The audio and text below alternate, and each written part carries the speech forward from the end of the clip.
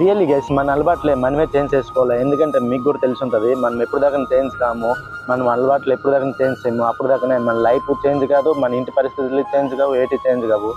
ఎందుకంటే మీకు కూడా తెలిసి ఉంటుంది. అండ్ మనం అందరమే ఒక జాబ్ మన డిపెండెంట్ అనమాట.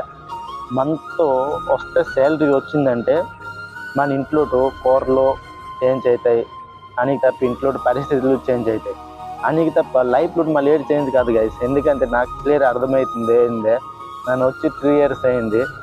నన్ను ఏటి అనికాను కొంచెము అయింది, కానీ కొంచెం అయ్యాక నా పెద్ద కళ్ళు ఉంటాయి చూసా, ఏటో అనుకుంటాము అవన్నీ ఏటి కావు ఏందే, కొంచెం కొంచెం అయ్యావి. అందు గురించి చెప్తున్నాను, మనం ఏదో గంటి చేయాలంటే జాబ్ మన డిపెండ్ ఉండకూడదు. ఏందే జాబ్ అవుతుంది, అది ఇంట్లో కూరలే చేంజ్ చేస్తుంది తప్ప లైఫ్ ఎప్పుడు చేంజ్ చేయదు. అందు గురించి చెప్తాను, ఇప్పుడు కూడా టైం ఉన్నది గైస్.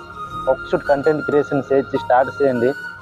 లేదు ఒక్క సంవత్సరము కళ్ళు మూసుకున్న రోజుకి ఒక వీడియో నొప్పి 2 వీడియోలు తీసి అప్లోడ్ చేయండి.